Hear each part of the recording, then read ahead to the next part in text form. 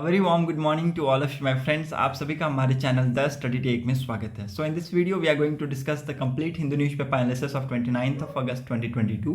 29 अगस्त 2022 के जितने भी इंपॉर्टेंट आर्टिकल एंड एडिटोरियल होंगे उनको हम डिस्कस करेंगे। सो वीडियो बहुत ज़्यादा इंपॉर्टेंट है, specially for all the student who are preparing for competitive exams as well as from general knowledge point of view. Okay, so this video is bilingual, it means I will explain in Hindi as well as in English so that आपको language की problem ना आए। Okay, अगर आपको हमारा content पसंद आता है, पढ़ाने का तरीका पसंद आता है, देन प्लीज़ वीडियो को लाइक शेयर और चैनल को जरूर सब्सक्राइब कर लीजिएगा ताकि आपको हमारी वीडियो की अपडेट मिलते रहे। ठीक है, सो आज हमारे पास कोई भी एक्सटर्नल सोर्सेज की न्यूज़ नहीं है, ना ही हमारे पास कोई एमसीक्यूज है, क्योंकि कल का दिन था संडे। ठीक है, कल के दिन उतना कुछ न्यूज़ हमें देखने को नहीं मिलता है। ठीक है, सो हम लोग tomorrow we will discuss the external sources news and MCQs. Okay, so let's discuss the Hindu newspaper analysis. पहले फेज की फ्रंट लाइन न्यूज़ हम लोग देख लेते हैं। ठीक है, हेडिंग्स पहले फेज की पढ़ लेते हैं पेज की। ठीक है, पहला न्यूज़ क्या है, Congress to elect its president on October 17। ठीक है, तो 17 अक्टूबर को कांग्रेस क्या करने वाला है, अपना नया प्रेसिडेंट इलेक्ट करने वाला है। ठीक है, इट्स वेरी इंपॉर्टेंट। अगेन इन्होंने कुछ नोटिफिकेशन जारी किया है, उसके रिगार्डिंग हम लोग डिस्कस करेंगे। ठीक है, नाउ ये क्यों ये सारी चीज़ें यहाँ पर हो रही है आप सबको पता है, अगर नहीं पता है तो मैं बता देता हूँ। ठीक है, जो प्रेसिडेंट की पोस्ट है अभी रिसेंटली खाली हुई है। क्यों? क्योंकि जनरल सेक्रेटरी के पोस्ट पे गुलाम नबी आज़ाद जी बहुत सालों से सर्व कर रहे थे। ठीक है, he has been the longest serving on the post of general secretary, और ये इन्होंने छोड़ दिया, यहाँ पर से पार्टी को इन्होंने छोड़ दिया है। इसकी वजह से यहाँ प्रेसिडेंट की पोस्ट खाली हो गई है। तो कांग्रेस ने बोला कि we are going to elect the new president on October 17। ठीक है, तो 17 अक्टूबर को यहाँ पर इलेक्शन होगा और नए प्रेसिडेंट के तौर पर देखेंगे कि कौन आते हैं। ठीक है, ना यहाँ पर इन्होंने कुछ नोटिफिकेशन जारी किया है, they are some notification about the dates. ठीक है, तो 22 सितंबर को नोटिफिकेशन जारी किया जाएगा रिगार्डिंग द इलेक्शन। ओके, और उसके बाद नॉमिनेशन फाइल किया जाएगा 24 to 30 सितंबर तक। ठीक है, उसके बाद स्क्रूनिटी ऑफ पेपर होगा 1 अक्टूबर को, फिर लास्ट डेट ऑफ विड्रॉल होगा 8 अक्टूबर को। उसके बाद इलेक्शन कंडक्ट कराए जाएंगे अक्टूबर 17 को। उसके बाद counting and declaration of result हो जाएंगे 19 अक्टूबर को। ठीक है, तो this will be the first Congress working committee. ठीक है, तो ये पहली बार होगा, फर्स्ट मीटिंग होगा CWC की। ओके, और they will be going to decide to hold an election to the post of party president और if more than one candidate file the nomination paper. ठीक है, अगर एक कैंडिडेट से ज़्यादा कैंडिडेट फाइल करता है नॉमिनेशन पेपर को तो ही ये इलेक्शन होगा, नहीं तो सिर्फ अगर एक ही कैंडिडेट है तो भाई वो तो ऑफकोर्स विनर घोषित हो जाएगा। ठीक है, okay, so now move to the next important article. यहाँ पर और कुछ भी नहीं है। नाउ आप सबको पता है कल के मैच में क्या हुआ है, इंडिया ने बहुत ही बुरी तरीके से हराया है पाकिस्तान को। This was the first match. ठीक है, हार्दिक पांड्या का अमेजिंग परफॉर्मेंस था। ठीक है, वहीं पर अगर हम देखें तो भुवनेश्वर कुमार ने भी बहुत ही अपना अच्छा प्रदर्शन दिखाया है। ठीक है, और 4 विकेट उन्होंने लिया और हार्दिक पांड्या ने भी 3 विकेट लिया है। साथ ही साथ लास्ट में फिनिशर का रोल प्ले करते हुए इंडिया को जीत दिलाई। ठीक है, आई थिंक इन्होंने 17 बॉल में 33 रन स्कोर किए थे मेरे ख्याल से। ठीक है, 17 बॉल में 33 रन मार के इन्होंने फिनिशर का रोल निभाया and it was amazing, match was amazing. मेरे घर पर कल लाइट कट गया था तो मैं मैच तो नहीं देख पाया, बट इट वॉज अमेजिंग। ठीक है, लेट्स, तो ऐसा ही हमारी जीत होती रहेगी। लेकिन ये सब चीज़ को अगर हम एक अलग करके अगर देखें तो पाकिस्तान के आज के डेट में पाकिस्तान की सिचुएशन बहुत ज़्यादा ख़राब है। क्यों ख़राब है आप सबको पता है, क्योंकि वहाँ पर फ्लड आया हुआ है। आप सबने देखा है, अगर इसके बारे में न्यूज़ नहीं सुना है, न्यूज़ में बहुत ज़्यादा है कि पाकिस्तान में फ्लड आया हुआ, उसकी वजह से नेशनल इमरजेंसी घोषित कर दिया गया। ठीक है, नेशनल इमरजेंसी भी घोषित किया गया पाकिस्तान में और बहुत सारे लोगों की मौत हुई है। ठीक है, और इसके रिगार्डिंग बहुत सारे आर्टिकल पब्लिश हुए थे कि डैम फेलियर की वजह से ये सारी चीज़ें हुई, प्रॉपर मैनेजमेंट नहीं थी वहाँ पर। ठीक है, और डैम जो अंडर कंस्ट्रक्शन थे वो सारे टूट गए, तो ये सब की वजह से एक मेजर रीजन है for this. Okay, now move to the next important article, that is data protection bill likely to be introduce in budget session. ठीक है, this has been said by the IT minister Ashwini Vaishnaw, जिन्होंने कहा है कि जो draft legislation है that will be out for the consultation soon. ठीक है, तो ये सारी चीज़ें यहाँ पर लाएंगे। ठीक है, और डाटा प्रोटेक्शन जो बिल है और ये इंट्रोड्यूस किया जाएगा इन द बजट सेशन। ठीक है, so this is again very important. Okay, आप सबको पता होना चाहिए डाटा प्रोटेक्शन बिल 2019 का ही बिल है। ठीक है, तो 2019 का बिल है। गवर्नमेंट ने अर्लियर इस मंथ में क्या किया था, इस बिल को विड्रॉ कर लिया था इन द लोकसभा। ठीक है, इस बिल को विड्रॉ कर लिया था। आप यहाँ पर देख सकते हैं, it has clear mention that the government earlier this month, आप यहाँ पर लिखा हुआ है government earlier this month withdraw the personal data protection bill 2019 in the Lok Sabha, reasoning that it will come up with a fresh bill. ठीक है, तो ये रीजन दिया गया कि ये फ्रेश बिल के साथ आएंगे, इसलिए इसको विड्रॉ कर लिया था लोकसभा में ही. ठीक है, so this is again very important और ये कंसल्टेशन के लिए सून रिलीज किया जाएगा. Okay, now move to the next important second page पे हम आते हैं. कल के दिन आप सबको पता है डिमोलिशन हुआ किसका, ट्विन टावर का.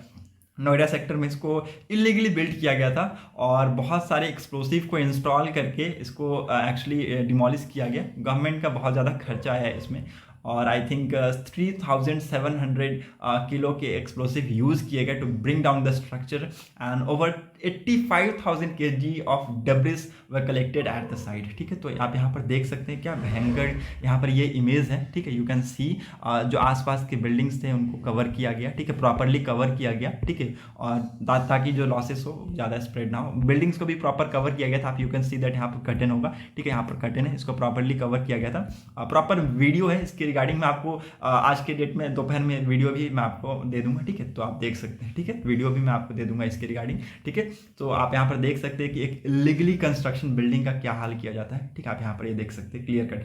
तो इलीगली मत बनाइए, गवर्नमेंट से प्रॉपर सैंक्शन लीजिए उसका. ठीक है, गवर्नमेंट अगर सैंक्शन करती है तो ऑफकोर्स यू कैन बिल्ड, नहीं तो यहाँ पर ऐसे लॉसेस हो सकते हैं. 300 फीट की ये बिल्डिंग थी और ये चंद सेकेंड में गिर गई. ठीक है, तो यहाँ पर बहुत ज़्यादा एक्सप्लोसिव का यूज़ किया गया. ठीक है, अबाउट 50 सेकेंड बताया जा रहा है कि 50 सेकेंड के अंदर ये बिल्डिंग गिर गई और इसमें बहुत सारे एक्सप्लोसिव मैं आपको जैसा बताया 3700 किलो के एक्सप्लोसिव यूज़ किए गए. और ऐसा मतलब कि कल के आर्टिकल में पढ़ रहा था तो उसमें लिखा हुआ था कि दो अग्नि और 3 या 4 ब्रह्मोस को मिलाकर ये सारे मिसाइल के जितने एक्सप्लोसिव होंगे वो इसके अंदर पुट किए गए थे. उसके बाद इसको डिमोलिश किया गया और एकदम देख सकते हैं कितना आप यहाँ पर हैवी लॉसेस हुए जिसने इसको इलीगली बनाया था. ठीक है, तो ऑफकोर्स गवर्नमेंट का भी इसमें बहुत ज़्यादा खर्चा आया है. लगभग 20 करोड़ बताया जा रहा है कि डिमोलिशन का खर्चा आया है गवर्नमेंट का. ठीक है, जो इन्होंने एक्सप्लोसिव का जो यूज़ किया उसका जो खर्चा है. ठीक है, सो इस तरीके की बिल्डिंग ना बने आगे आने वाले दिनों में, कुछ इस तरीके का एक्सप्लोजन ना हो. तो इसके लिए आप प्रॉपर गवर्नमेंट से कंसल्ट करके आप वहाँ पर लीगल बिल्डिंग को बनाइए, ना कि इलीगल बिल्डिंग को. ठीक है, तो ये सारी चीज़ें ऑफकोर्स अगर इलीगली बनाइएगा तो ऐसा आगे आने वाले दिनों में देखना पड़ेगा. ठीक है, now move to the next important article. यहाँ पर और कुछ इंपॉर्टेंट नहीं है. ठीक है, हर छोटी छोटी चीज़ को हम डिस्कस नहीं करने वाले. ठीक है, बिकॉज अगर छोटी चीज़ को हम डिस्कस करेंगे तो वीडियो बहुत ज़्यादा लंबा हो जाएगा. फिर आप ही बोलिएगा सर आप इतना लंबा वीडियो बनाते हैं. ठीक है, Mumbai double decker bus to make a comeback with new avatar. ठीक है, तो न्यू अवतार के साथ ये आने वाले हैं. ठीक है, और इसके अंदर इलेक्ट्रिक पावर्ड होगा, एयर कंडीशनर बस होगा ये. ठीक है, और भी बहुत सारी फैसिलिटीज़ के साथ इसको लाया जाएगा इन द मुंबई हाईवेज. ठीक है, मुंबई रोडवेज में इसको लाया जाएगा और ये ट्रांसपोर्ट मिनिस्टर ने ये सारी चीज़ें नोटिफाई की हैं. ठीक है, सो अगेन वेरी इंपॉर्टेंट. और ये सारी चीज़ें इसमें बताया गया है कि बस में एयर कंडीशनर लगाया जाएगा डबल डेकर बस में. ठीक है, और भी जैसे कि इलेक्ट्रिक पावर्ड बसेस होंगी. ठीक है, तो ये सारी चीज़ें इसके अंदर लाई जाएगी. ठीक है, and this will be given to the people with new comfort. ठीक है, न्यू कंफर्ट राइड के लिए, कंफर्टेबल राइड्स के लिए ये सारी चीज़ें प्रोवाइड कराई जा रही है. ठीक है, यहाँ पर आप यहाँ न्यूज़ देख सकते हैं. MP more than 2000 pigs died in swine flu. Swine flu की वजह से यूपी में लगभग 2000 से भी ज़्यादा पिग की मौत हो गई है. आप यहाँ पर देख सकते हैं अफ्रीकन स्वाइन फ्लू. ठीक है, ये आपको मैं बता रहा हूँ अफ्रीकन स्वाइन फ्लू के बारे में. ठीक है, ये जूनोटिक डिजीज़ नहीं है. ठीक है, इट इज़ नॉट, यहाँ पर लिख देता हूँ मैं, जो अफ्रीकन स्वाइन फ्लू है ना, AWF अफ्रीकन स्वाइन फ्लू. ठीक है, isn't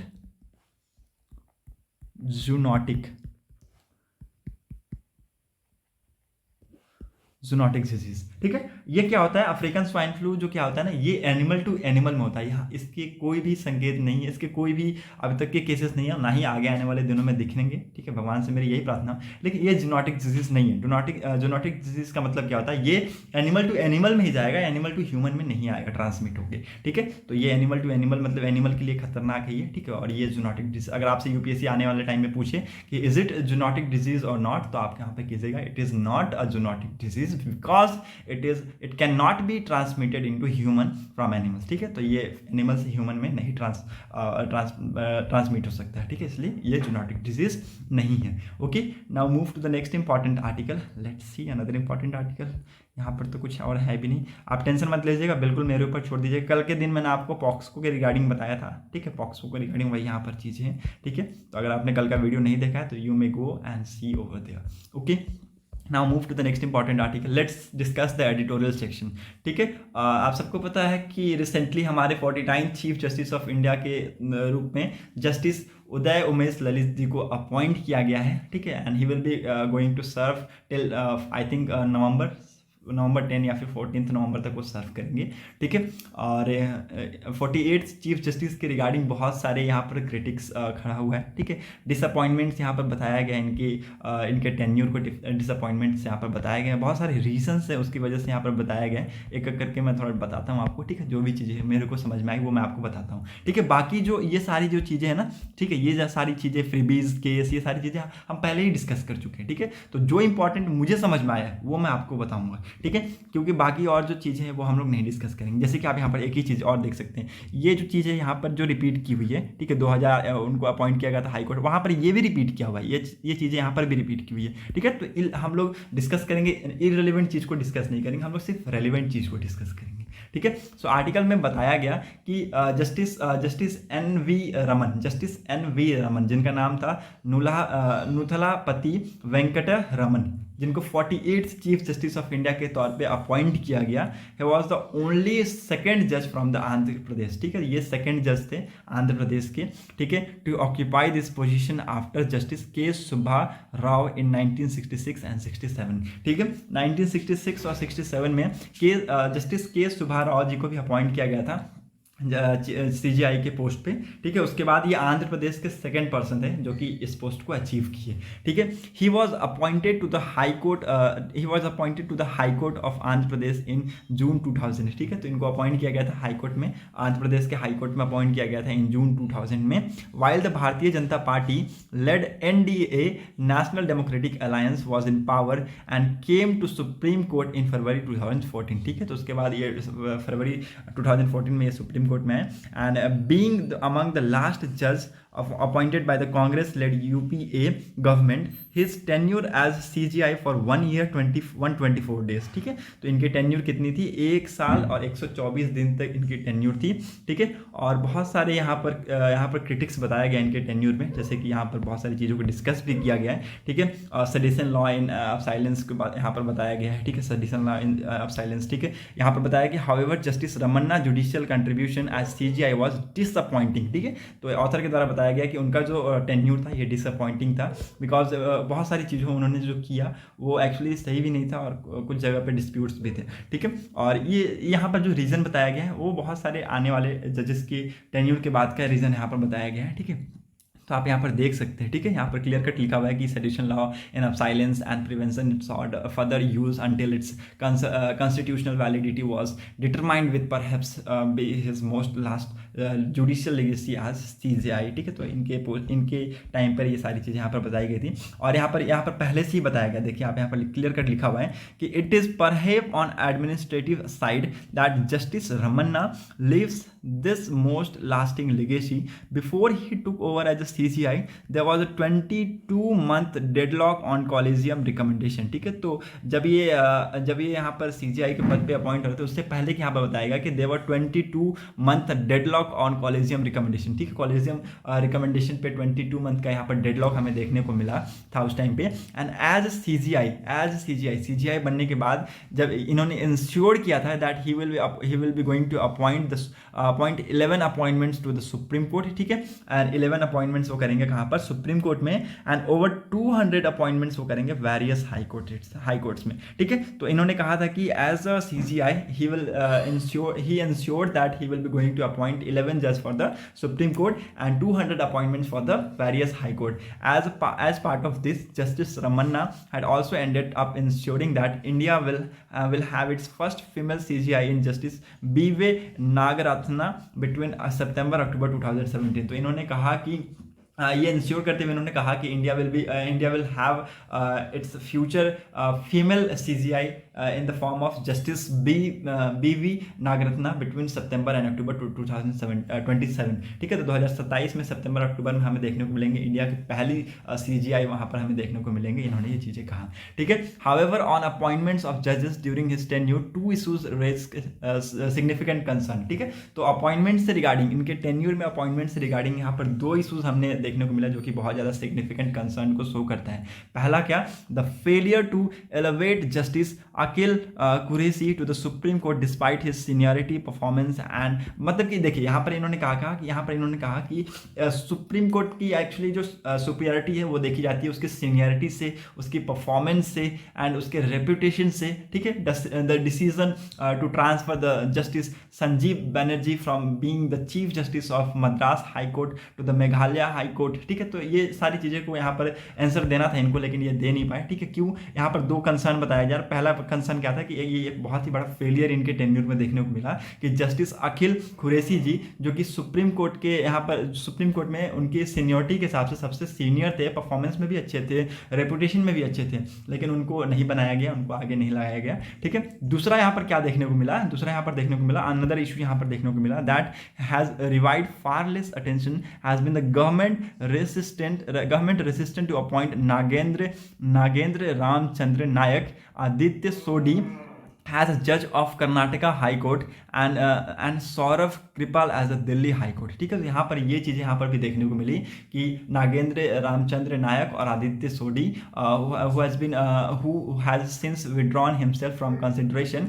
as a judge of Karnataka High Court and Saurav Kripal as the Delhi High Court judge, ठीक है। So these issue with evaluation, transfer and appointments shows the complicated relation between the courts and the governments, ठीक है। तो ये सारी चीज़ें यहाँ पर क्या दिखाती है, कोर्ट और गवर्नमेंट के बीच में यहाँ पर एक कॉम्प्लिकेटेड रिलेशनशिप को यहाँ पर दिखाती है, ठीक है। तो इनके टेन्योर का ये सारी चीज़ें यहाँ पर फॉल्ट्स बताए जा रहे हैं, कुछ यहाँ पर क्रिटिक्स खड़ा हुआ वो बताया जा रहा है, ठीक है। अनदर कंट्रोवर्सी यहाँ पर क्या बताया गया in justice Ramana tenure that Supreme Court has been the complaint and investigation into the purchase of land at very low price by his daughter in the Amaravati capital region of divided Andhra Pradesh, ठीक है। तो यहाँ पर एक अदर कंसर्न बताया जा रहा है कि उनकी बेटी, ठीक है, उनकी बेटी जस्टिस रमन्ना टेन्योर के टाइम पे जो सुप्रीम कोर्ट है उन्होंने रिसीव किया था कंप्लेंट और investigation into the purchase of land at very low cost by his daughter, ठीक है। उनके डॉटर के हिसाब से उनके डॉटर ने परचेज किया था एक लैंड, ठीक है, और it was purchased at very low cost, ठीक है। वो बहुत ही कम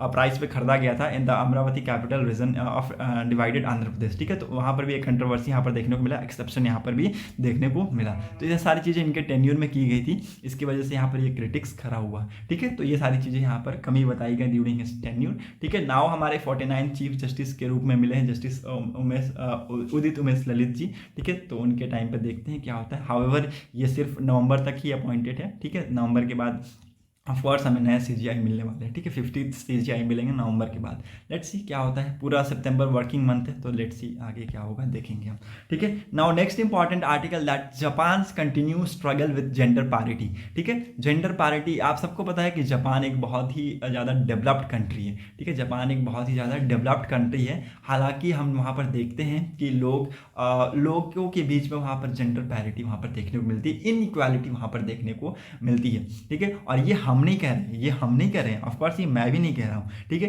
ये वर्ल्ड इकोनॉमिक फोरम की एक रिपोर्ट आई थी, ग्लोबल जेंडर गैप इंडेक्स 2022, ठीक है, ग्लोबल जेंडर गैप इंडेक्स 2022, और इसमें जापान ने रैंक किया 116 out of 146 country. Of course India का पोजीशन बहुत खराब था, ऑफ कोर्स इंडिया ने भी परफॉर्म किया था 135 आउट ऑफ 146 कंट्री, बट यहाँ पर बहुत बड़ा but, we are in the stage of transition, it means we are moving from the developing to developed, ठीक है। तो हमें यहाँ पर थोड़ा टाइम लगेगा, ठीक है। और we should learn some lesson from such type of country, ठीक है। ईस्टर्न फ्रेंड्स, हमें ईस्टर्न फ्रेंड जापान से हमें ये सारी चीज़ें सीखने की ज़रूरत है, ठीक है। यहाँ पर हम देख सकते हैं, यहाँ पर क्लियर कट डाटा मेंशन किया गया है। According to the recent data Japan recorded the lowest total birth in 2021 at just about 8,10,000, ठीक है। यहाँ पर लोएस्ट बर्थ यहाँ पर देखने को मिला है जापान में इन 2021 ओनली 8,10,000 यहाँ पर बर्थ देखने को मिला और ये सबसे ज़्यादा लोवेस्ट है। ठीक है, Japan also ranked the lowest among the developed countries in the world economic forum global gender gap index 2022। ठीक है, तो रिसेंटली अभी वर्ल्ड इकोनॉमिक फोरम ने ग्लोबल जेंडर गैप इंडेक्स को रिलीज किया था। इसमें हमें देखने को मिला क्या कि जापान मतलब डिस्पाइट ऑफ डेवलप्ड कंट्री, ठीक है, जापान क्या है, डेवलप्ड कंट्री है, ठीक है, लेकिन उसके डेवलप्ड होने के बावजूद भी कंट्री इतनी लोवेस्ट रैंक की गई है। ठीक है, 116 इतना अच्छा रैंक नहीं है। ठीक है, तो 116 अगर इतना अच्छा रैंक है तो भाई 20-30 क्या ही होगा फिर, तो सोच लो। ओके, तो इतना सब कुछ होने के बाद भी जापान में आप देखेंगे कि जेंडर इक्वालिटी बिल्कुल भी नहीं है। ठीक है, और यहाँ पर ऑथर के द्वारा ये बताया गया कि we associate low gender equality with poor developing countries. ठीक है, तो हम पुअर डेवलपिंग कंट्रीज के बीच में हम समझ सकते हैं कि थोड़ा लो जेंडर इक्वालिटी होगा, लेकिन डेवलप्ड कंट्री के बीच में ये सारी चीज़ें होना सही नहीं है। ठीक है, ये सारी चीज़ें दर्शाती है क्या, lack of resource being one, उसके बाद जेंडर रिसोर्सेज की कमी यहाँ पर दिखाती है, जेंडर नॉर्म्स की यहाँ पर कमी दिखाती है अगेंस्ट ईच अदर। ठीक है, तो ये सारी चीज़ें वहाँ पर हमें दिखाती है। और with the target of transforming India into developed by 2047। ठीक है, हमने एक टारगेट रखा है कि इंडिया को हम डेवलप्ड कंट्री बनाएंगे by 2047। We should now have to learn some lesson from our eastern friends Japan. ठीक है, तो हमें ईस्टर्न फ्रेंड जापान जो कि वर्ल्ड की 4th लार्जेस्ट इकोनॉमी में आती है, जापान वर्ल्ड की 4th लार्जेस्ट इकोनॉमी में आती है, तो हमें उससे लेसन लेने की, हमें उससे लेसन सीखने की जरूरत है। ठीक है, यहाँ पर मैंने आपको एक इंपॉर्टेंट चीज बताया, उसको लिख लीजिए। यहाँ पर इस रिपोर्ट के बारे में आपको बताता हूँ, gender global gender gap index कौन इसको रिलीज करता है, वर्ल्ड इकोनॉमिक फोरम। ठीक है, रिसेंटली ये रिलीज हुआ है और इसमें इंडिया का कितना रैंक है मैं आपको बता देता हूँ, 146 आउट ऑफ 135। ठीक है, इंडिया का रैंक है 135 और जापान का मैंने आपको बता दिया 116 आउट ऑफ 146। ठीक है, तो डेवलप्ड कंट्री होने के बावजूद भी यहाँ पर जापान बहुत ज़्यादा नीचे परफॉर्म किया और this make Japan the worst performers amongst the G7। ठीक है, तो G7 में वर्स्ट परफॉर्मर यहाँ पर जापान की एक छवि खराब करती है of course. And where the countries rank between 10 to 27, barely Italy at 63। ठीक है, तो अगर यहाँ पर देखें तो कंट्रीज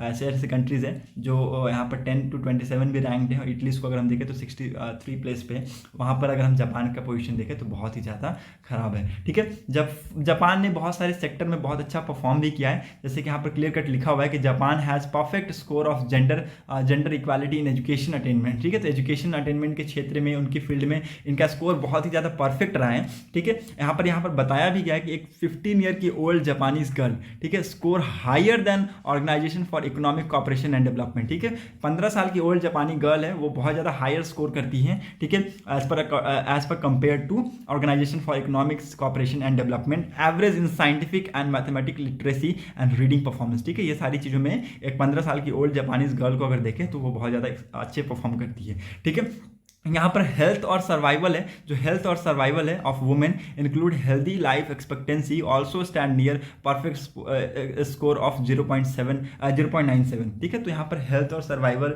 वुमेन की हेल्थ और सर्वाइवल को लेके भी अच्छा है, लाइफस्टाइल बहुत ही अच्छी है, हेल्दी है। ठीक है, यहाँ पर स्कोर बहुत ही अच्छा है उनका। ठीक है, Japan overall lowest rank in the gender gap index stem from the low presence of women in leadership role and politics. ठीक है, तो यहाँ पर जापान का जो छवि खराब हुआ है वो किस किस क्षेत्र में खराब हुआ है, ये यहाँ पर ऑथर के द्वारा बताया गया है। ठीक है, बहुत ही प्यारा आर्टिकल लिखा गया है प्राची गुप्ता और प्रजक्ता खारे के जी के द्वारा। ठीक है, यहाँ पर बताया गया है कि कौन कौन से फील्ड है जहाँ पर जापान का जो परफॉर्मेंस है वो डाउन हुआ है, जैसे कि प्रेजेंस ऑफ वुमेन। ठीक है, presence of women in the field of leadership role and politics. ठीक है, तो उनके फील्ड में यहाँ पर जापान की परफॉर्मेंस यहाँ डाउन हुई है। ठीक है, और जापान को रैंक किया गया है 130 के नीचे in the field of women in parliament and women as appointed as a senior official और मैनेजर। ठीक है, वुमेन को वहाँ पर कोई यहाँ पर पार्लियामेंट में कोई वुमेन वहाँ पर देखने को नहीं मिलती है। ठीक है, वहाँ पर सीनियर ऑफिशियल के पोस्ट पे या फिर मैनेजर के पोस्ट पे आपको वहाँ पर कोई भी वुमेन वहाँ पर देखने को नहीं मिलती है, बहुत मुश्किल से, या फिर 99% या 98% नहीं देखने को मिलती है। ठीक है, women's hold mere 10% of Japan parliamentary seat. ठीक है, तो मात्र सिर्फ 10% जापान की पार्लियामेंट्री सीट होल्ड करती है वुमेन। ठीक है, तो एज कंपेयर टू अराउंड 30% और मोर देन G7 कंट्रीज। ठीक है। तो लगभग 30% से भी ज़्यादा G7 कंट्रीज में अगर आप देखें तो 30% से भी ज़्यादा वुमेन्स को इन पार्लियामेंट्री सीट दिया जाता है, ठीक है। तो लेकिन जापान में उसके हिसाब से बहुत ज़्यादा कम है। Japan has not had a female head in the state in the past 50 year, ठीक है। तो कोई भी फीमेल हेड अब तक के इस कंट्री में हमें देखने को नहीं मिला इन द पास्ट 50 ईयर्स, ठीक है। तो ये भी चीज़ें यहाँ पर दिखाती है वुमेन की कमियाँ, ठीक है। यहाँ पर दिखाती है जेंडर पैरिटी, जेंडर इनइक्वालिटी, ये सारी वुमेन की कमियां नहीं, जेंडर पैरिटी, जेंडर इनइक्वालिटी यहाँ पर दिखाती है, ठीक है। Now controversy around sexism is in parliament, company boardrooms, ठीक है, and leading institutions are common, ठीक है। ये सारी जो कंट्रोवर्सीज है ये बहुत ज़्यादा कॉमन है, ठीक है। इसमें 2021 का एक मुझे केस याद आता है, यहाँ पर मेंशन भी किया गया ऑथर के द्वारा कि जो हेड थे टोक्यो ओलंपिक कमेटी के जो हेड थे और वो फॉर्मर प्राइम मिनिस्टर भी रह चुके थे, वो ग्लोबल ब्लैकलिस्ट रिसीव किए थे। उन्होंने उनको फोर्स किया गया था, रेजिग्नेशन के लिए फोर्स किया गया था। उन्होंने एक क्वेश्चन रेज किया था, वो क्वेश्चन क्या था वो मैं आपको बताता हूँ। Why women should not participate in board meeting as they talk too much, ठीक है। उन्होंने बोला था कि वुमेन बहुत ज़्यादा बोलती है, इसका मतलब उनके दिमाग में बहुत ज़्यादा चीज़ें चलती रहती है, इसलिए वो बहुत ज़्यादा बोलती है। तो वुमेन को पार्टिसिपेशन क्यों नहीं दिया जाता इन द बोर्ड मीटिंग, ठीक है। तो ये सारी चीज़ों की वजह से उनको रिजाइन करने पर मजबूर किया गया, ठीक है। तो ये सारी चीज़ें यहाँ पर देखी जाती है, ठीक है। सो फ्यू ईयर अगो, ठीक है, कुछ साल बाद क्या हुआ कि medical schools in Japan were reported to have visit the entrance exams, ठीक है। तो अब उसके बाद जाके जो चीज़ें हुई वो और ज़्यादा स्टिफ होती चली गई, ठीक है। मेडिकल जो स्कूल्स थे वो वहाँ पर जापान में, उनमें जो एंट्रेंस एग्जाम होता था वो बहुत ज़्यादा रिजिड कर दिया गया, बहुत ज़्यादा स्टिफ कर दिया गया फॉर द फीमेल कैंडिडेट्स, ठीक है। फीमेल कैंडिडेट्स के लिए बहुत ज़्यादा स्टिफ कर दिया गया, ठीक है। और यहाँ पर क्लियर कट मेंशन किया गया ऑथर के द्वारा कि वहाँ पर जेंडर पैरिटी देखने को मिलती थी, ठीक है। लगभग जो 70% जो स्टूडेंट थे वो एनरोल वेयर मेन, ठीक है। तो वो मेल थे, ठीक है, ना ही वुमेन, ठीक है। तो यहाँ पर क्लियर कट यहाँ पर डिफ्रेंशिएशन देखने को मिलता था, ओके। नाउ यहाँ पर जो एक सैलरी मैन होती है उसकी इमेज यहाँ पर ऑथर के द्वारा बताई गई है कि उसकी जो इमेज होती है फैमिली में वो क्या होती है। The image of a typical salary man is that a family wage earning man, ठीक है। तो फैमिली वेज अर्ली मैन की उनकी एक छवि होती है फैमिली में, who work over time including weekend, ठीक है। तो वीकेंड के टाइम पे वो ओवर टाइम वर्क करके अपनी फैमिली के लिए लाता है, and staying at work till the boss does and then joining late evening nomikai and conversation over drinks, ठीक है। जो नोमिकाई है उसको इंग्लिश में क्या बोलते हैं, कन्वर्सेशन ओवर ड्रिंक्स, ठीक है। तो ये सारी चीज़ें यहाँ पर बताई गई है और this makes it impossible for married women, ठीक है। तो ये सारी चीज़ें एक इम्पॉसिबल यहाँ पर दिखाती है फॉर द मैरिड वुमेन के लिए इम्पॉसिबल दिखाता है। Of course married women time waste तो नहीं करेगी, ठीक है, दारू तो जाके वहाँ पियेंगी नहीं, वीकेंड्स में ऑफकोर्स ओवर टाइम करेगी नहीं क्योंकि उसको अपने बच्चे को भी टाइम देना है, ठीक है, अपने हस्बैंड को भी टाइम देना है। ये सारी चीज़ें यहाँ पर बताया गया है कि this make its impossible for the married women और usually the primary care giver to have a strong career, ठीक है। सो यहाँ पर वुमेन की कंडीशन बहुत ज़्यादा खराब होती चली गई and most women therefore engage in part time work and low paying job such as secretary और असिस्टेंट, ठीक है। तो इसकी वजह से क्या हुआ कि जो मान लीजिए आप बड़े बड़े ऑफिशियल के पोस्ट पे नहीं जा पाई, ठीक है, क्योंकि वहाँ ये सारी चीज़ें होती थी, ठीक है। तो इसकी वजह से क्या हुआ कि जो ज़्यादातर वुमेन है वो किस में एंगेज हो गई, पार्ट टाइम वर्क में एंगेज हो गई, जहाँ पर उनको बहुत ही कम सैलरी मिलती है such as the post of secretariat और असिस्टेंट के तौर पर, ठीक है। Mother returning to the labour market receive mommy track, ठीक है। तो मदर्स क्या हुई, वो वापस से लेबर मार्केट में आ गई और उनको एक मोमी ट्रैक के नाम से और career path which involve title no progression, ठीक है। तो यहाँ पर कोई भी टाइप का प्रोग्रेशन यहाँ पर देखने को नहीं मिलता। Women's are perceive unsuitable to be the leader which reflect in the low numbers as company heads 8%, Japan has less than 5%, ठीक है। तो जापान में 5% से कम है वुमेन है in the middle management and senior management in the central government. Japan women earn about 57% that of main, ठीक है। तो जापान में जो वुमेन्स है वो कितना 57% से भी ज़्यादा कमाती है, मेन से भी ज़्यादा कमाती है, making this wage gap one of the worst among OECD countries, ठीक है। तो it's very important, okay. Now move to the next important point. यहाँ पर कुछ सोशियो इकोनॉमिक इम्पैक्ट बताया गया ऑथर के द्वारा कि क्या कुछ सोशियो इकोनॉमिक इम्पैक्ट हो सकते हैं, what are the consequences of such gaps, ठीक है। तो क्या कुछ कॉन्सिक्वेंसेस हो सकते हैं, यहाँ पर बताया गया है कि this inequality explain a sharp decline in marriage rates, ठीक है। तो यहाँ पर इस इनइक्वालिटी की वजह से यहाँ पर शार्प डिक्लाइन देखने को मिला कि इसमें मैरिज रेट में और फर्टिलिटी रेट में, ठीक है। तो फर्टिलिटी रेट में भी यहाँ पर गिरावट देखने को मिली है जापान में, which is among the worst in rich country, ठीक है। तो ये सबसे ज़्यादा वर्स्ट होता है किसमें, रिच कंट्रीज में। Marriage rates in Japan have fallen bye 50% since 1970, ठीक है। 1970 के बाद अगर आप देखें तो मैरिज रेट जापान में 50% से भी ज़्यादा बढ़ोतरी से गिरा है उसके बाद, और फर्टिलिटी रेट है ये 1.3% 1.3% आ गया पर वुमेन, ठीक है। तो 1.3 चिल्ड्रंस पर वुमेन यहाँ पर हमें देखने को मिला 2021 का ये फर्टिलिटी रेट, ठीक है। तो ये सारे सोशियो इकोनॉमिक्स इंपैक्ट बताए गए हैं ऑथर के द्वारा। Now the high opportunity and cost of care giving and motherhood has made Japanese women perceive marriage and child bearing as a burden, ठीक है। तो जो हाई अपॉर्चुनिटी है and the cost of care giving है mother as a made Japanese women perceive the marriage and child bearing as a burden, ठीक है। तो इनको ये क्या लगने लगा, एक तरीके का ये बर्डन लगने लगा, ठीक है। और ये मैरिज तरफ नहीं देखती है, ठीक है। तो अब ये मैरिज में अगर मैरिज नहीं करेंगे तो एक मैरिज रेट तो ऑफकोर्स गिरेगा ही गिरेगा, ठीक है। और चाइल्ड बियरिंग को एक बर्डन के तौर पे ये समझने लगी, ठीक है। Now this has created double trouble for the long standard Japanese economy, ठीक है ना। इसकी वजह से क्या हुआ, अब वो शादी नहीं कर रही है, चाइल्ड बियरिंग नहीं कर रही है, चाइल्ड बियरिंग को भी एक बर्डन के तौर पे देख रही है। तो ऑफकोर्स जापान के इकोनॉमिक में यहाँ पर एक बहुत ही बड़ा यहाँ पर ट्रबल देखने को मिलेगा, ठीक है। Low marriage rate have led to a fall in consumption and investment as a single consume and invest less than household, ठीक है। तो लो मैरिज रेट यहाँ पर बहुत सारी चीज़ें यहाँ पर दिखाती है, लेस कंजप्शन दिखाती है, लेस इन्वेस्टमेंट दिखाती है, ठीक है। सारी चीज़ें यहाँ पर ऑथर के द्वारा बताया गया। Low birth rate implies a steady decline in future workforce, ठीक है। तो यहाँ पर ये दिखाती है कि अगर लो बर्थ रेट यहाँ पर है तो कंट्री में ये दिखाता है कि एक स्टडी डिक्लाइन होगा इन द फ्यूचर वर्कफोर्स में, ठीक है। And rising pension burden of ageing population on physical amount, ठीक है। तो ये सारी चीज़ें यहाँ पर ऑथर के द्वारा बताया गया। The big wage gap in the male and female income suppress the domestic demand as half of its population rely on low wage and temporary job, ठीक है। तो हाफ ऑफ से भी ज़्यादा पॉपुलेशन है किस पे रिलाई कर रही है, वो किस पे डिपेंड है, लो वेज पे और टेम्पररी जॉब पे, ठीक है। तो इसको ये सारी चीज़ों को हटाने के लिए, सारी चीज़ों को निकालने के लिए जो जापान के फॉर्मर प्राइम मिनिस्टर थे शिंजो आबे, उन्होंने बहुत सारे एफर्ट्स को यहाँ पर लगाया था और यहाँ पर वुमेन इकोनॉमिक्स को लेकर आया था और रियलिटी को यहाँ पर उन्होंने बताया कि वुमेन इकोनॉमिक्स का मतलब ही क्या है। उन्होंने ये चीज़ें लाई थी और यहाँ पर one of the key policy measure इसको बताया गया था that it aims at boosting the female labour participation, ठीक है। तो यहाँ पर उन्होंने बताया था कि इसकी वजह से क्या होगा, वुमेन इकोनॉमिक्स की वजह से क्या होगा, यहाँ पर फीमेल लेबर पार्टिसिपेशन हमें यहाँ पर देखने को मिलेगा and increasing the percentage of women in leadership position to 30% by 2020, ठीक है। तो ये यहाँ पर बताया गया था कि वुमेन की जो कंडीशन है यहाँ पर इंप्रूव हो जाएगी, ठीक है। फीमेल लेबर का पार्टिसिपेशन इसमें किया जाएगा और जो परसेंटेज है वुमेन लीडरशिप का वो भी हम लगभग 30% करेंगे बाई 2020,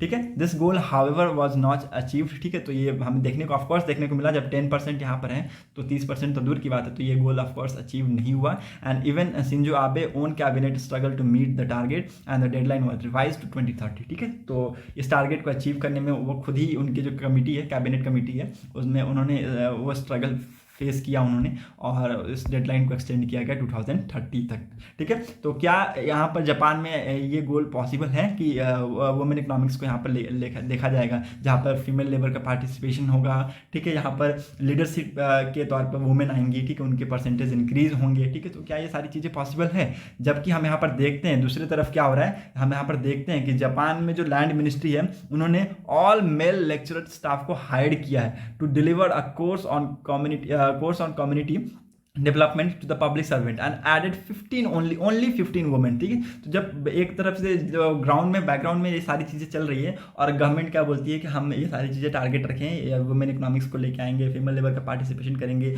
और जबकि बैकग्राउंड में कुछ और ही चीज़ें चल रहा है, तो क्या ये सारी चीज़ें यहाँ पर पॉसिबल है, will this goal be achieved. यहाँ पर ऑथर के द्वारा कहा गया है कि क्या ये सारी चीज़ें पॉसिबल है, जबकि हमने ये सारी चीज़ें यहाँ पर होते हुए देखा है, बैकग्राउंड में कुछ और ही चल रहा है और गवर्नमेंट कुछ और ही राग गा रही है, ठीक है। तो जो जापान है, it is struggling with gender parity that teach us that investing in women education and health may have limited impact if that society is trapped in gender norms that restrict women from capitalizing these investment from themselves, society and the countries, ठीक है। यहाँ पर हमें Japan से बहुत चीज़ें सीखने को मिलती है, ठीक है। ना ही केवल investment in the women education और हेल्थ, बल्कि हमें जेंडर नॉर्म्स को खत्म करने की ज़रूरत है, जेंडर पैरिटी को खत्म करने की ज़रूरत है, जेंडर इक्वालिटी मेंटेन करने की ज़रूरत है, ठीक है। लोगों की सोच को बदलने की ज़रूरत है, ठीक है। यहाँ पर गवर्नमेंट स्कीम लेकर आती जाएगी, बल्कि नीचे कुछ और ही हो रहा है, जैसे यहाँ पर बताया गया ऑथर के द्वारा, तो वैसे सिचुएशन नहीं अंडर कंट्रोल होगा, ठीक है। So we should have lesson in front of us, ठीक है। हमारे पास एक लेशन है, ठीक है। We are in the transition phase, हम ट्रांजिशन फेज में हैं, इसलिए हमारे पास ये सारी चीज़ें हैं।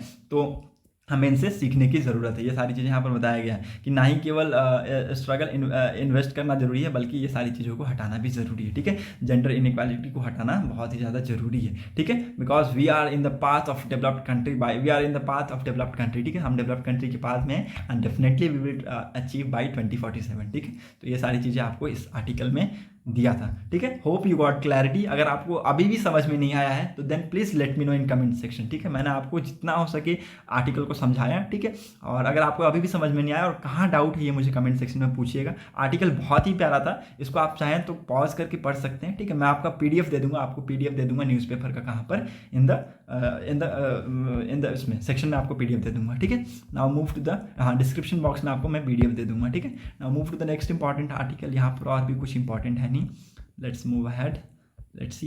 हाँ, यहाँ पर एक ये एस सुब्रमण्यम बालाजी वर्सेस तमिलनाडु जी की जजमेंट यहाँ पर थी, उसको यहाँ पर मैं आपको रिमाइंड कराऊंगा। ये बस वही फ्रीबीज के रिगार्डिंग था कि freebies manifesto do not amount to corrupt practice, ये सारी चीज़ें यहाँ पर बताई गई थी। हालांकि ये बताया गया कि फ्रीबीज की वजह से बहुत सारे यहाँ पर बैंक करप्सी की तरफ मूव कर सकते हैं। आप यहाँ पर देख सकते हैं, in its order the court foresees that freebies may create a situation wherein the state government cannot provide basic amenities due to lack of funds and the state is pushed towards imminent bankruptcy। ठीक है, तो इस freebies का मतलब क्या है? Freebies किस type की सिचुएशन क्रिएट करती है इन द स्टेट? एक ऐसा सिचुएशन जहां स्टेट क्या कर सकता है, जो स्टेट गवर्नमेंट है, it can not provide basic amenities. ठीक है, तो ये बेसिक एमिनिटीज प्रोवाइड नहीं कर सकता है। क्यों? क्योंकि उसके पास फंड की कमी है। ठीक है, और अगर फंड की कमी हुई तो स्टेट कहाँ चला जाएगा? बैंकरप्सी में चला जाएगा। ठीक है, तो ये सारी चीजें इस केस से हमें निकल कर देखने को मिलता है। ठीक है, तो ये case S Subramaniam Balaji versus Tamil Nadu की जजमेंट में ये सारी चीज़ें हमें देखने को मिली थी। इसके हिसाब इसी के लिए इसको बताया जाता है कि जो बालाजी का जो जजमेंट था वह बहुत ज़्यादा सिग्निफिकेंट था, इट मीन्स बहुत ज़्यादा इंपॉर्टेंट था। Now move to the next important article. To boost self reliance Rajnath release third indigenisation list. ठीक है, तो यहाँ पर बताया गया है किसके द्वारा? यहाँ पर राजनाथ जी के द्वारा यहाँ पर बताया गया है कि सेल्फ रिलायंस को बूस्ट करने के लिए थर्ड इंडिजाइजेशन लिस्ट उन्होंने पब्लिश किया है। थर्ड इंडिजाइजेशन लिस्ट उन्होंने पब्लिश किया है, जहाँ पर defence minister is going to set timeline for the import ban on 780 crucial equipments. ठीक है, तो ये सारी चीज़ें इसमें बताई गई है। ठीक है, यहाँ पर सेल्फ रिलायंस को या फिर self reliant India self reliant बनने वाला है आने वाले दिनों में, और इस सेक्टर में बहुत ही तरक्की देखने को मिलेगी। ठीक है, हमारे प्राइम मिनिस्टर नरेंद्र मोदी जी ने अर्ज किया है पीपल को to join the fight against malnutrition free country. Malnutrition free country के लिए हम सबको एक साथ होना पड़ेगा। हम सबका साथ सबका विकास यहाँ पर बहुत ही जरूरी है। ये हमारे प्राइम मिनिस्टर नरेंद्र मोदी जी ने कहा है that people wants everyone to PM wants everyone to contribute. और ये उन्होंने चीज़ें कहा है that better use of technology and public participation have also become an important part of the Poshan Abhiyan and the Jal Jeevan mission is going to have a big impact making India malnutrition free. ठीक है, तो एक जल Jeevan mission जो launch किया गया था उसका भी इम्पैक्ट हमें देखने को मिलेगा that India will be mall nutrition free in near future. ठीक है, नाउ यहाँ पर नेक्स्ट आर्टिकल में है ये चीज़ें, यहाँ पर नेक्स्ट आर्टिकल में यहाँ पर बताई गई है that India and China are the ally of Vietnam. ठीक है, both India and China are comprehensive strategic partner of Vietnam and we do not take a side, says outgoing Vietnamese envoy in India Fa San Chu, and India and Vietnam support each other at UNSC। ठीक है, India और Vietnam क्या करते हैं? एक दूसरे को support करते हैं। ठीक है, इंडिया और वियतनाम कुछ सेम टाइप के पोजीशन शेयर करते हैं इन ऑनगोइंग सिचुएशन इन यूरोप। ठीक है, जिस टाइप का सिचुएशन चल रहा है वहाँ पर एक सेम पोजीशन को वो होल्ड करते हैं। ठीक है, तो ये सारी चीज़ें यहाँ पर बताई गई हैं। ओके, और ये एक सेम पोजीशन भी यहाँ पर होल्ड करते हैं इन UNSC। ठीक है, सो यहाँ पर ये बताया गया and following the implementation of 100 million defence line of credit extended by the India for the procurement of 12 high speed boats by the Vietnamese. ठीक है, तो ये सारी चीज़ें यहाँ पर बताई गई है। हमने वियतनाम को बोट भी दिया है, वो सारी चीज़ें इसमें लिखा गया है। ओके, सो दैट्स इट, इसमें और कुछ नहीं था। Okay, hope you got clarity. Now move to the next important article.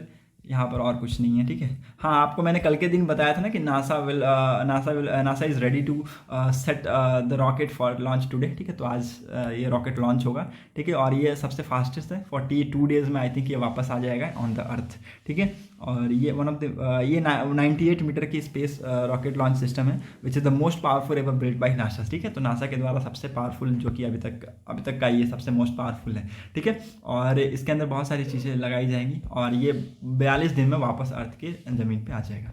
ठीक है, now move to the next important article. और यहाँ पर कुछ भी इंपॉर्टेंट नहीं है आज के पेपर में, बस इतना ही इंपॉर्टेंट था। ठीक है, सो जो जो इंपॉर्टेंट मुझे चीज़ें लगी वो मैंने आपको बता दिया। Hope you got clarity. अगर आपको समझ में आया है देन बहुत अच्छी बात है, प्लीज़ लाइक कीजिएगा और उसके बाद कमेंट सेक्शन में अगर कोई डाउट होता है तो प्लीज़ नोटिफाई मी। ठीक है, I will clear your doubts, I will try to clear your doubts as much as possible. ठीक है, so that's it for today's video analysis. Thank you and have a nice day. Thanks for watching a video.